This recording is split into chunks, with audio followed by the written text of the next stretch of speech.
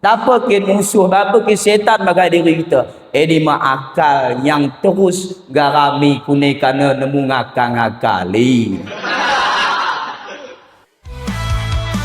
Bersama kita.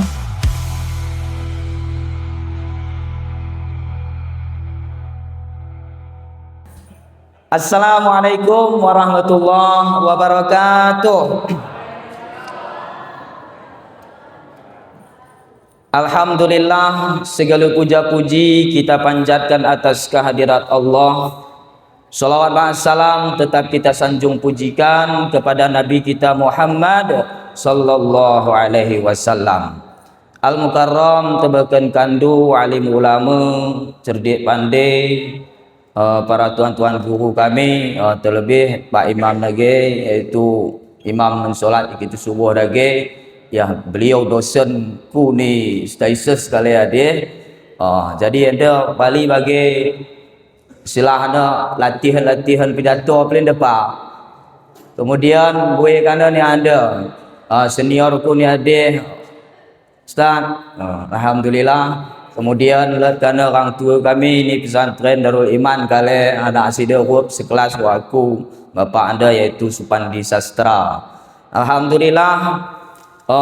Jadi kerana kami hormati tubuhkan kandu Bapak Pengulu, perangkat-perangkat dupe kerina, mudah-mudahan kandu amanah di dalam menjalankan iaitu perintah Allah suatu jabatan tersebut. Kemudian yang kami hormati kepada kaum bapa maupun kaum ibu yang tak mampu kami sebutkan satu persatu, insya-Allah kita dalam lindungan dan rahmat Allah Subhanahu wa taala. Jamaah solat subuh yang sangat dimuliakan oleh Allah Subhanahu wa taala, pagi ini kita berada di hari ke 18 Ramadan. 18 Ramadan baru pelin kita memperingati yaitu nuzulul Quran. Alhamdulillah, ada suatu malam di dalam satu tahun itu sangat dimuliakan oleh Allah, disebut dengan Lailatul Qadar, khairun min alfi syahr, lebih baik daripada 1000 bulan. Kenapa? Ada di dalam satu tahun itu disebut dengan bulan Ramadan. Kenapa dia menjadi sayyidus syuhur? Kai kasa hari Jumat itu adalah sayyidul ayyam, penghulunya segala hari. Kenapa? Banyaknya para malaikat, malaikat Jibril yang menjadi sayyidul malaikah. Kenapa Sayyiduna wa Maulana Muhammad sallallahu alaihi wasallam menjadi sayyidul anbiya'i wal mursalin? Bahkan tak tanggung-tanggung beliau menjabat sayyidul alamin, yaitu junjungan seluruh alam. Bahkan umat yang terbaik yaitu umat Nabi Muhammad. Kenapa? Jawabannya hanya satu, karena Al-Quran diturunkan sehingga merubah seseorang tersebut lebih mulia dibanding yang lain. Mukjizat Al-Quran niraikan terken Nabi kita Muhammad, Al-Quran itu tidak akan pernah berubah. Dan edinggo janji Allah, inna nahnu nazzalna al-Quran, sesungguhnya Allah lah yang menurunkan zikra itu, wa inna lahu lahafizun, sesungguhnya Allah lah yang menjaga Al-Quran itu. Ketetapan dari segi bahasanya tidak berubah, itu sungguh sangat super Al-Quran tersebut. Kemudian Al-Quran itu mampu merubah.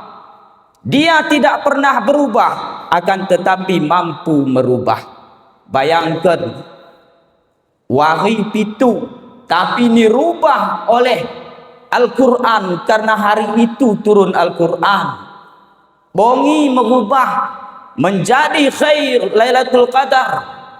Karena Al-Quran pada malam Lailatul Qadar itu pertama kali diturunkan, diwahyukan oleh Allah Subhanahu wa taala. Jadi anak-anak kita yang apabila disentuh oleh Al-Quran, kita disentuh oleh Al-Quran, insya Allah akan dirubah oleh Al-Quran itu menjadi orang yang mulia. Merajin ke maca anak dulu, rajin. Baca Al-Quran rajin ni, dan alhamdulillah kutu ini berkahi oleh Allah Subhanahu wa taala. Di samping ni peringati nuzulul Quran, lan kidah musabaqah tulen dilaksanakan, alhamdulillah sesuatu kemuliaan yang sangat luar biasa. Mala kampung do ni si dapat juara lah. Ya aku tak gay ibu-ibu dependent. Jadi alhamdulillah itu kemuliaan Al-Quran. Namun kemuliaan Al-Quran ni yang paling utama tulis yang di bulan Ramadan, yang mampu merubah manusia itu, satu amalan yang nireken oleh Allah Subhanahu wa taala bantu. Amalan wow cara kita, amalan super cara kita. Apa amalan itu? Amalan itu adalah puasa. Sebagaimana yang disebutkan di dalam Al-Quranul Karim, ya ayyuhalladzina amanu kutiba alaikumusiyam, diwajibkan kepada kamu puasa, kama kutiba alal ladzina min qablikum, sebagaimana diwajibkan atas orang-orang sebelum kamu, la'allakum tattaqun, semoga engkau menjadi orang yang bertakwa. Ayat ini menjelaskan siapa yang mau melaksanakan puasa, ia akan menjadi baik karena Al-Quran yang menuntun hal tersebut. Puasa nda amalan super kepe pak. Amalan JNO, amalan dahulu sebelum Nabi Muhammad diutus, amalan ini telah ada dan sampai saat ini, yaitu amalan yang di bulan Ramadan diwajibkan. Kenapa?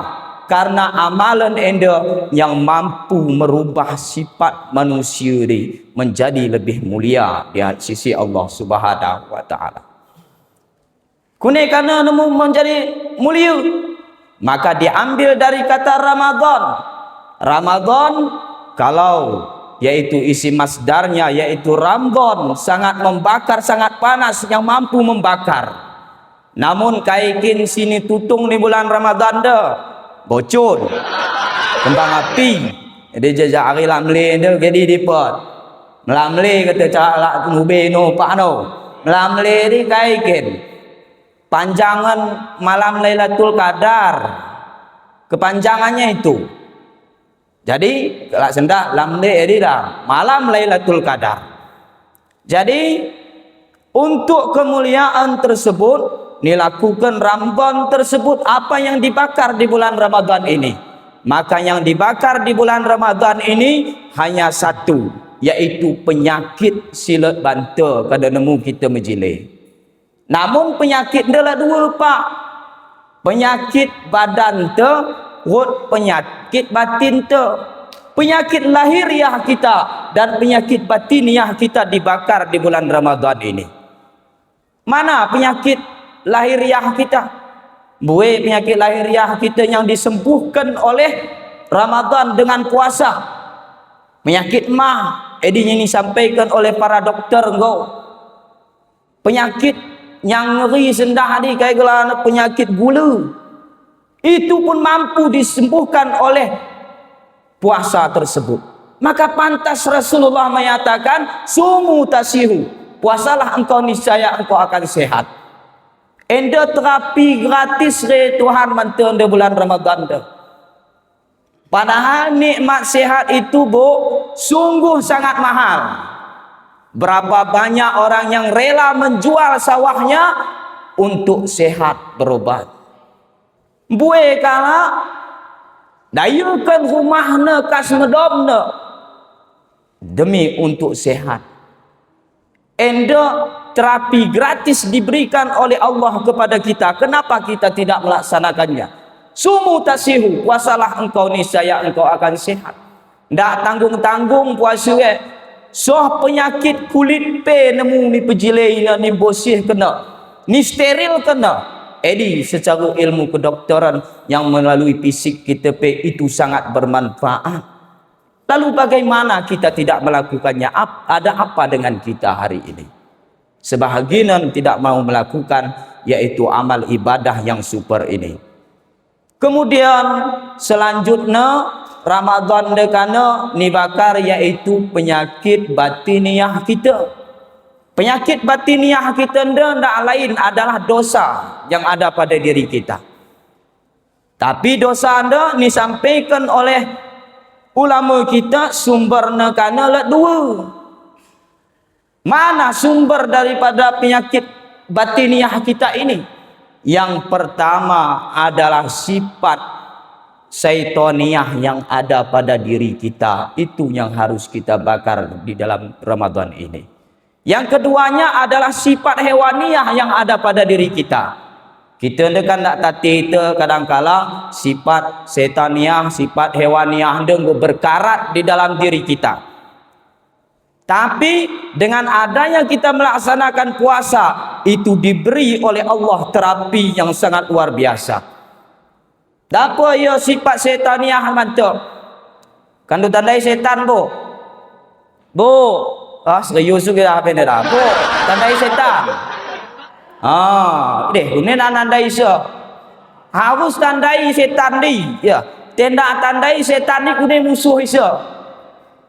Bagas Al-Quran disebutkan, ya ayyuhallazina amanu, wahai orang-orang yang beriman, udkhulu fisilmi kafah, mengket kau mengket Islam secara menyeluruh. Wala tattabi'ul khutuwatis syaitan, ulang kau ikuti langkah-langkah syaitan. Innahu aduwwum mubin, sesungguhnya setan itu musuh yang nyata bagimu. Tidak kita tandai setan ni kunema musuh isa. Musuh harus tandai baru menjadi lawan. Tidak ada terlawan. Apa ke musuh, apa ke setan bagi diri kita? Ini akal yang terus garami kune kana nemu ngakal-ngakali. Ini keinginan yang terus ingin bermaksiat kepada Allah. Dan ini kita hendak kerana memiliki kesempatan pak. Ulangkan kandu aku si mencerok korina dia akan memiliki kesempatan untuk melakukan dosa itu. Maka ni bulan Ramadan ini harus kita bakar dosa, yaitu yang bersumber dari sifat setaniah yang ada pada diri kita. Kemudian dapat sifat hewaniah bantu. Kandu tandai mengkalu bu, mengkalu. Ulang nak tandai mengkalu pe ya. Go setan nak pe tak tandai ngam mengkalu pe tak tandai bayar di pe. Long barung boy ading. Jadi mengkalu untuk kune kan tu apa? Mengkalu untuk tiga tangan no. Tiga tangan no. Dua lebo empat mas pakat bukan. Empat tangan no. Jawab bapak lagi. Empat tangan no. Atau kandu gay empat tangan no. Tel lembu baru empat kiding no. Setuju pak? Jadi empat tangan no. Kai sifat nadi, sifat serakah yang ada pada dirinya. Dom babah no, dom tangan kumohon kiri no, datas no, dom tule teruh di tangan kumohon kiri no si teruh di. Tepe buat kena tule ambilnya lagi. Padahal tak mampu ia habiskan. Itulah sifat serakah itu yang harus dibuang. Cara bantu ni anda wan ketup. Jahil dulu ketupna, bubung cuah ketupna. Penyakit ni bakar di bulan Ramadan tu. Ya ndak halal si kita garam ya pak. Tapi ketika bulan Ramadan siang hari jangan kau makan. Tunggu nanti maghrib. Kalau tandai ada menci tikus tandai. Biar pun tak akan ditandai menci. Menci ni kai sifatnya. Sifat tikus itu adalah merusak barang yang rapi. Dapur si rapi lemari kai, dia akan pangan ni nanti. Itulah sifat tikus. Dan tikus itu kai ulah na berarti tukang gaul ni bagah kutu. Kadang-kala aku pergi dah tukang gaul mata teku. Kai ku cerokkan, percuma di petengku. Bagaimana Pak? Percuma EDP pengulu manga dia ucapan tukang gaul yang kadangkala itu ribah. Ribah itu harus kita bersihkan di bulan Ramadan ini. Kalaulah kita ribah, maka terkikislah pahala puasa kita di bulan Ramadan ini. Ini adalah didikan kepada kita agar sifat hewaniah kita itu terbang dari kita, terbakar dari diri kita ini. Dia kalau tandai buat kucing, tandai. 5 rumah apa dia ni kucing dai. Pet kandu, bede buat ke kain barung atas dia. Kucing ni kai sifatnya pelakor, pencuri lauk orang. Edi mekucing. Cuba gijak plen gai. Silap kandu gijak plen nang mangan kandu muka ndu ya di. Pahai ne kandu gijak plen kandu silap. Sekap ni banakan duegat. Mengerti ba? Edi maya kucing de mencari kesempatan dalam kesempitan. Te pelakor dah yuk ni kantu-kantu plen lak dah. Ni mempumpus pelak ya di. Kaya ni pencuri lahan orang, pengicat balong cara kita. Dia ni kantor kune, yaitu mencari kesempatan dalam kesempitan. Kune kerana nemu ia mendapatkan sesuatu dari kalasi ni urusnya tanpa izin negara dan agama. Ini yang harus kita buang dari diri kita di bulan Ramadan dan yang harus kita bakar. Itulah sifat hewaniah yang ada pada diri kita yang dididik oleh Ramadan itu. Ini memahami bulan Ramadan dah sehingga kita ketahui makna Ramadan dah, maka setahun pekin put kita Ramadan dah. Dah kunekin wah wenda na Ramadan. Wah malas na puasa, wah malas na tarawih. Gas 3 kilo ni belakang rumah HP tegan berlalu. Tok. Ya. Unekin sanlek pe kan ibu-ibu ni marjan keliru kita gak jadi puasa. Jadi tatkala kita mengetahui bagian daripada hikmah Ramadan ini, insya Allah semangat kita akan tumbuh. Kandu idah HP ni tepi dalan no kai di risol cendol pistol ni kai gelan ma kuto tule Gerina gelana di malah kandu lengong ke tenggo kandu toh sebahagian manfaat daripada bulan Ramadan dah. Maka pantas Rasulullah mengatakan lau ta'allama ummati ma fir Ramadan. Tetoh umatku kin apa yang terkandung di bulan Ramadan. La tamannau sungguh ia akan bercita-cita antakuna sanatun kulluha Ramadan. Setahun ke mana kan bulan Ramadan plain masuk pakai Syawal, masuk pakai Muharram, masuk pakai Rabiul Awal tanpa mengurangi kemuliaan bulan-bulan yang lain itu semua. Edima kemuliaan bulan Ramadan dah. Benda roh malas dah kita. Padahal Rasulullah ni mengajarkan tatkala roh benda na Ramadan dah saddu mi'zarah, iaitu kuatkan ikat pinggangmu, kata Rasulullah sallallahu alaihi wasallam. Itu yang dilakukan oleh Rasulullah sesuai dengan hadis Aisyah radhiyallahu anha. Tengok 10 Ramadan ke bedeh iktikaf sida. Te kan dubuk engko ken baca doa iktikaf bagi engko. Biar aku engko sejam setengah kita anda bagas ndak baca doa iktikaf pe. Go. Alhamdulillah tengok. Jadi te mango sendah kat baca. Jadi ya te ilmu dah digan ingat adi amalkan gak. Itu adalah imtihan mengamalkan ilmu, latihan mengamalkan ilmu. Gope luar kandu masjid dari, gope kandu peruduk kade ade, gope kandu jualan ade ndak kandu ingat ngebaca doa luar masjid lagi adi gak baca. Latih mainahan itu adalah cara mendidik diri kita agar terbiasa dengan mengamalkan sesuatu. Jamaah solat subuhnya dimuliakan oleh Allah Subhanahu wa taala. Kemudian bulan Ramadan dah maka pantas man soma ramadhana imanan wa ihtisaban ghufira lahu ma taqaddama min dzanbi. Paket siang mereka sida. Barang siapa yang melaksanakan puasa di bulan Ramadan maka ia akan diampuni dosa-dosanya yang terdahulu. Penyakit badan lagi pe sungguh sangat luar biasa bantu ni. Mahana nikmatna.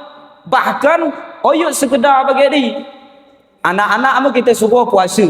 Kai fungsinya ni agar ia sihat bagi mentua. Lah anak-anak andu suruh ia puasa. Karena kata Rasulullah, as-siyamu imsak.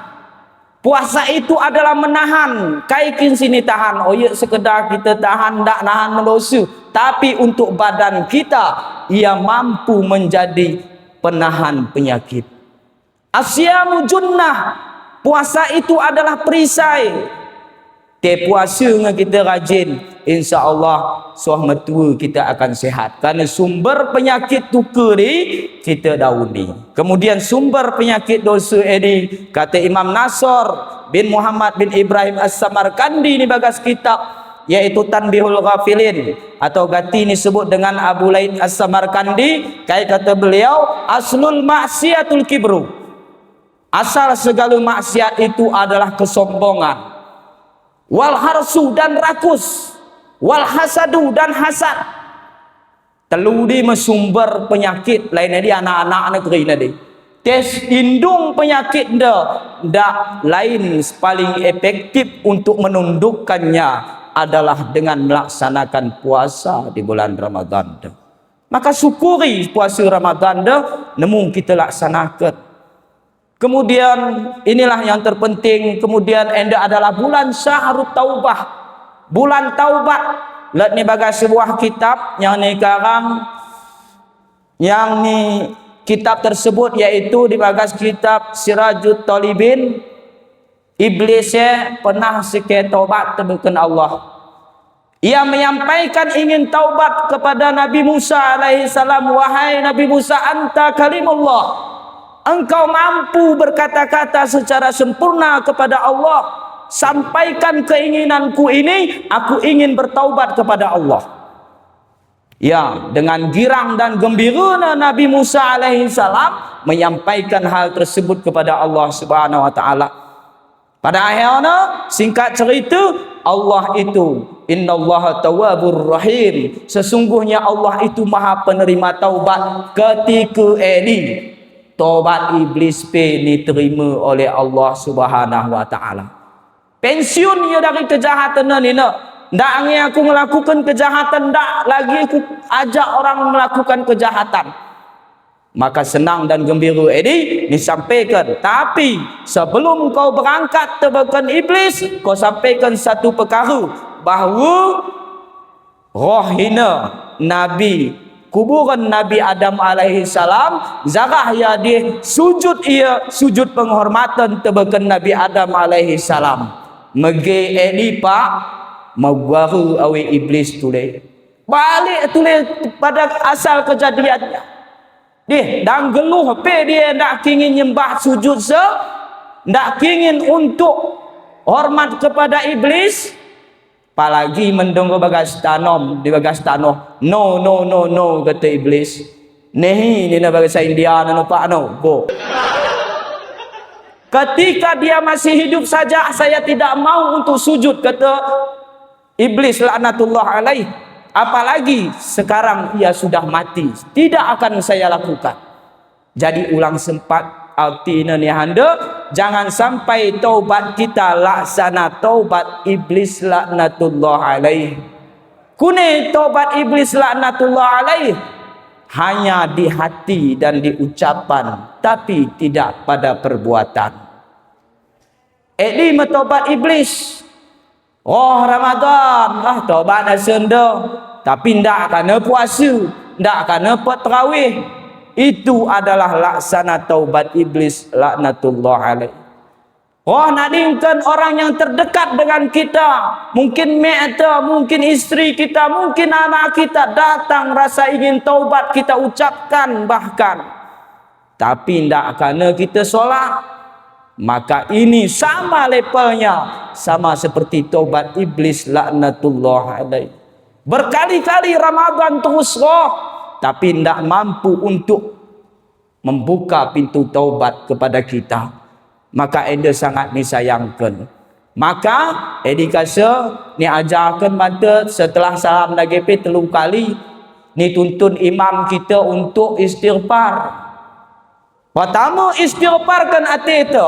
Yang kedua, istighfarkan lidah kita, pernyataan kita. Yang ketiganya, istighfarkan perbuatan kita. Pul ma'uduk apa dah gini? Kaya doa itu pul ma'uduk. Allahumma ja'alni minat tawabin. Ya Allah, jadikanlah hamba ini menjadi orang yang mau bertaubat dari hati. Waj'alni minal mutatahirin, dan mau mensucikan diri ini melalui lisan ini. Waj'alni minal ibadikas solihin, dan mau benar-benar perilaku ini diperbaiki ya Allah, tuntun ya Allah. Jadi kita pun mau uduk lagi. Telu taubat dah harus kita sampaikan, harus kita renungkan dan harus kita amalkan di bagas keseharian kita. Ulang sempat taubat kita, balik bagi taubat iblis laknatullah alaih. Terlebih-lebih gat kune gerang-gering Ramadan, gat kune mengganti-ganti Ramadan, dapat taubat enda lebih rendah daripada taubat iblis laknatullah alaih. Nak dingkan makna malah ingin taubat, nak dingkan wakna malah sikit taubat, nak dingkan anak tidak terbuka hatinya untuk taubat. Kune tebal na di hati ye, mungkin lebih tebal daripada iblis laknatullah alaih. Maka alhamdulillah Ramadan dah kita dibukakan oleh Allah Subhanahu wa taala pintu taubat tu. Semoga doa Nabi Muhammad, malaikat Jibril ketika diaminkan oleh Nabi Muhammad sallallahu alaihi wasallam, salah satunya kita adalah jauh dari hal tersebut. Kai isi doa ni, celakalah orang yang apabila datang bulan Ramadan, ia sampai keri bulan Ramadan ni dapat buka pintu taubat tebakan dirina. Maka apa yang dijawab oleh Rasulullah, amin. Alhamdulillah, mudah-mudahan kita ni hidayah oleh Allah Subhanahu wa taala agar kita bertaubat kepada Allah sehingga taubatan nasuha, taubat hati, taubat lisan, taubat perbuatan. Sesuai dengan definisi iman, al-imanu tasdiqu bil qalbi wal aqwalu bil lisan wal af'alu bil arkan. Demikian plain, mudah-mudahan bermanfaat. Tebakan Allah kita bertaubat, sesama perbanyak maaf. Wassalamualaikum warahmatullahi wabarakatuh. Bersama kita.